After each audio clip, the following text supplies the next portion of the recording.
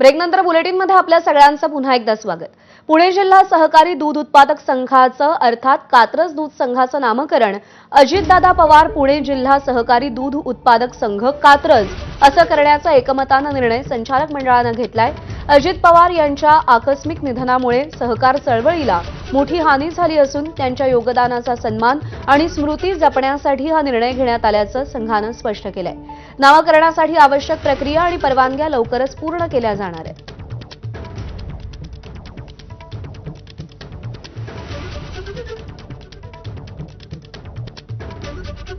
कात्रज दूध संघाला अजित पवार यांचं नाव देण्यात आलेलं आहे। दूध संघाचं नाव बदलण्यासाठी आवश्यक प्रक्रिया आणि परवानग्या लवकरच पूर्ण केल्या जाणार आहेत।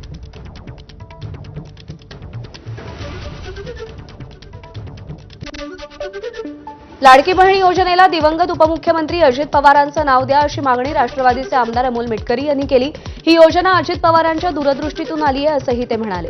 योजनेला दादांचं नाव दिलं तर त्यांची आठवण अनोख्या पद्धतीनं जपली जाईल असंही मिटकरी म्हणाले। अजितदादांनी जे जनसन्मान रॅल्या काढल्या त्यामध्ये दादा प्रत्येक बहिणीचे लाडके भाऊ होते। लाखो हजारो राख्या त्यांच्या हातात पडत होत्या आणि दादा असा स्मरणात राहावे।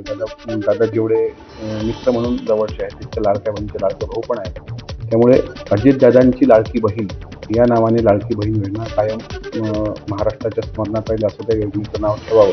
जसं महात्मा फुले जन आरोग्य योजना आहे तसं लाडक्या बहीण योजनेचं नाव बदलून अजितदादांची लाडकी बहीण असं जर ठेवण्याचा निर्णय झाला मला असं वाटतं की खरी आदरांजली महाराष्ट्र शासनाची ठरेल आणि लाडक्या बहिणीचा लाडका दादा हा महाराष्ट्राच्या स्मरणात राहील।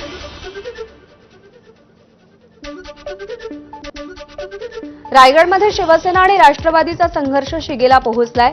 रायगड जिल्हा